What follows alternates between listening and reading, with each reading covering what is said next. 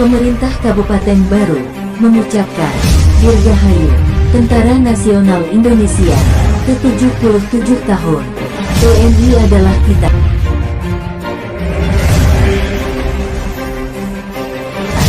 Tertanda Insinyur Haji Suardi Saleh MSI, Bupati Baru, dan Haji SK Mako, Wakil Bupati Baru.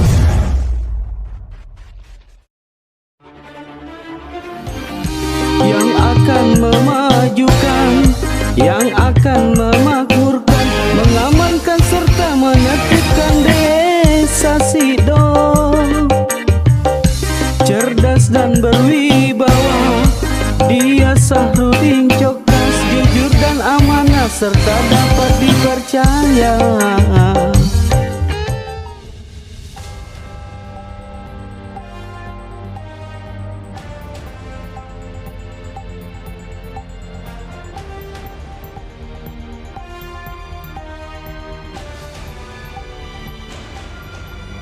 Siaran pers BKKBN nomor 318 garing M.C garing angka Romawi 10 garing 2022. Pemerintah libatkan tokoh agama dalam upaya percepatan penurunan stunting. Jakarta, DimensiTVNews.com. Wakil Presiden RI Ma'ruf Amin bersama Kepala Badan Kependudukan dan Keluarga Berencana Nasional BKKBN Dr. HC Dr. Hasto Wardoyo SPOGK, dan Menteri Agama RI Yakut Kholil Koumas, menggelar acara halakoh nasional pelibatan penyuluh agama, dai, dan dayah untuk mendukung percepatan penurunan stunting. Kamis tanggal 6 Oktober tahun 2022.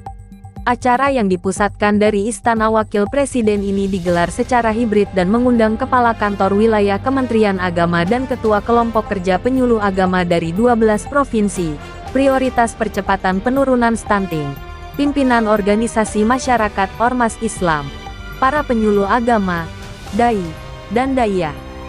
Wapres Ma'ruf Amin mengatakan, dalam waktu dekat Indonesia akan menyambut puncak bonus demografi di mana penduduk produktif diprediksi akan mencapai 2 kali lipat daripada penduduk usia anak dan lanjut usia. Namun di tengah peluang tersebut, Indonesia masih dibayangi fenomena stunting yang berdasarkan hasil studi status gizi Indonesia (SSGI) 2021 mencatat 1 dari 4 balita Indonesia masih mengalami stunting. Wapres Ma'ruf menyebut, stunting berpotensi mendatangkan efek berlipat karena mengganggu perkembangan otak anak hingga mengancam raihan produktivitas ketika dewasa kelak. Artinya stunting bukan hanya sekedar isu kesehatan melainkan masalah kemanusiaan yang dapat menghambat perekonomian dan masa depan pembangunan negara. Pemerintah secara agresif telah mengambil langkah penanganan stunting untuk mencapai target stunting 14% pada 2024. Dibutuhkan kerja cepat, kerja cerdas dan terpenting kerja kolaborasi. Karena kerja berjamaah semua pihak termasuk partisipasi aktif dari penyuluh agama, dai, dan dayah, kata Wapres Ma'ruf dalam sambutannya. Wapres menyebut berdasarkan survei terhadap 146 negara pada 2021, Indonesia masuk dalam peringkat ke-7 sebagai negara paling religius. Selain itu sekitar 87% penduduk Indonesia adalah beragama Islam. Oleh karena itu peran tokoh agama, pimpinan ormas Islam, penyuluh agama, dai, dan dayah sangat strategis dalam mengedukasi masyarakat melalui pendekatan keagamaan mengenai dampak negatif stunting. Saudara-saudara adalah penyampai nilai-nilai dan pesan keagamaan di masyarakat sekaligus sebagai sumber ilmu, pendidik juga, penggerak juga, dan teladan bagi umat, ucapnya. Wapres pun bercerita saat dirinya membuka Kongres Mujahid Digital yang diselenggarakan oleh MUI beberapa waktu lalu. Wapres mengatakan, dalam Islam, jihad bisa dilakukan dengan berbagai cara termasuk oleh ulama untuk menyampaikan sesuatu yang bermanfaat. Oleh karena itu peran dai, dayah, penyuluh agama sangat vital karena hadir langsung di tengah-tengah masyarakat melalui ceramah, khotbah, tausiah yang menjadi media pendidikan efektif untuk meneruskan pesan-pesan kebaikan kepada umat, termasuk edukasi bahaya stunting dan cara mencegahnya. Upaya percepatan penurunan stunting, kata Wapres, juga sejalan dengan apa yang diajarkan oleh Islam. Dalam Al-Quran Wapres menyebut bahwa sangat merugi jika dalam suatu peradaban meninggalkan keturunan yang lemah di belakang mereka, yang tidak sejahtera. Oleh karena itu hendaklah mereka bertakwa kepada Allah SWT dan berbicara dengan tutur kata yang lurus. Yang lemah itu dalam arti yang sangat luas, yaitu kesehatan yang lemah, pendidikan lemah, ekonomi lemah, dan stunting itu akan berdampak bukan hanya kesehatan tapi juga kepada ekonomi. Pendidikannya tidak baik. Itu stunting menjadi sumber malapetaka yang kalau kita tidak atasi. Jelas Wapres Ma'ruf. Wapres pun berpesan kepada dai, dayah dan penyuluh agama dalam dakwahnya untuk mendorong upaya percepatan penurunan stunting melalui 6 prinsip. Pertama, mengajak masyarakat untuk hidup bersih dan sehat. Kedua, ajakan untuk makan makanan yang bergizi terutama kepada ibu hamil, ibu menyusui, dan bayi hingga usia 2 tahun yang menjadi kunci pertumbuhan dan perkembangan agar terhindar dari stunting.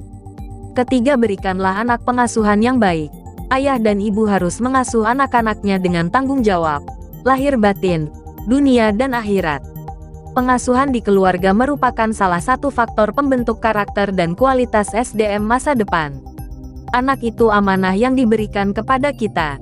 Semua anak itu bersih tergantung kita orang tuanya. Termasuk anak bisa stunting atau tidak stunting itu peran orang tuanya. Jadi jangan dianggap itu takdir, ujarnya. Keempat, terkait pentingnya pemberian ASI eksklusif selama 6 bulan. Makanan pendamping ASI selama 6 bulan serta konsumsi tablet tambah darah bagi remaja putri, calon pengantin dan ibu hamil. Kelima, terkait mencegah perkawinan anak dan yang terakhir Wapres berpesan kepada penyuluh agama, dai dan dayah untuk menyampaikan dakwahnya dengan ucapan yang santun berdasarkan pendekatan-pendekatan agama yang mudah dipahami dan diterima oleh masyarakat.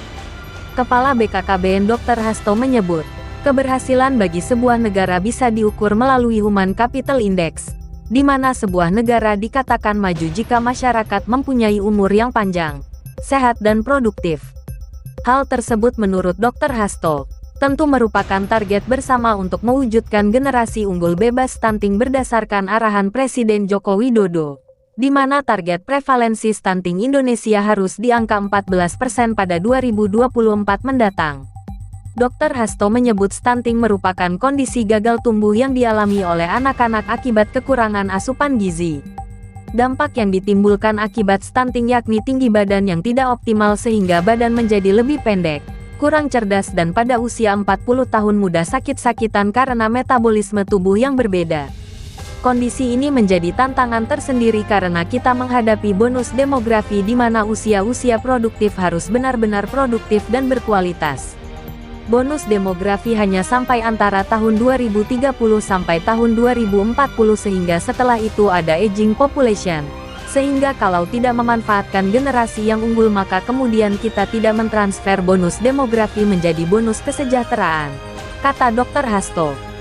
Dr. Hasto pun mengucapkan terima kasih kepada Menteri Agama RI Yakut Kholil Qoumas, yang telah membantu BKKBN dalam upaya percepatan penurunan stunting nasional melalui bimbingan perkawinan calon pengantin yang dilaksanakan 3 bulan sebelum menikah. BKKBN, sambung Dr. Hasto, juga terus melakukan kampanye 3 terlalu, yakni jangan menikah terlalu muda, jangan terlalu tua hamil, dan jangan terlalu sering hamil. Selain itu BKKBN juga memiliki aplikasi LCMIL yakni elektronik siap nikah siap hamil yang diperuntukkan bagi calon pengantin untuk mempersiapkan kehamilan secara baik, demi mencegah lahirnya kasus stunting baru. Sementara itu Menteri Agama RI Yakut Kholil Qoumas mengatakan, acara Halakoh Nasional pelibatan penyuluh agama, dai, dan dayah untuk mendukung percepatan penurunan stunting merupakan penjabaran dari perintah agama. Menteri yang akrab disapa Gus Yakut ini menyebut Islam memerintahkan agar tidak mewariskan generasi yang lemah. Kemenak sendiri memberikan dukungan penuh kepada BKKBN dalam upaya percepatan penurunan stunting demi terciptanya generasi yang unggul demi kesejahteraan bangsa dan negara Indonesia di masa depan. Kami akan terus memperkuat peran penyuluh agama di tengah masyarakat bersama para dai dan daiyah. Kita juga terus akan meningkatkan kualitas bimbingan di masyarakat, kata Gus Yakut. Gus Yakut juga menegaskan telah melakukan penguatan kepada petugas kantor urusan agama KUA untuk memberikan bimbingan perkawinan dengan memasukkan materi stunting kepada calon pengantin.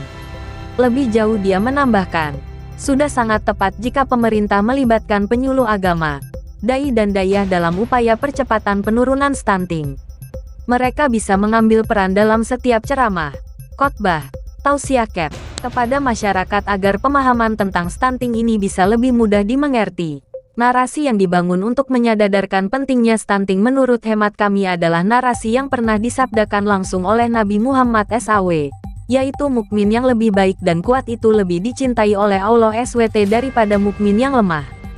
Salah satu upaya untuk menjadi mukmin yang dicintai Allah tentu dengan cara tumbuh optimal baik secara fisik maupun mental, jelas dia. Dalam membangun narasi tersebut, kata Gus Yakut tentu tidak mudah. Perlu individu-individu yang tulus dan ikhlas mengabdi.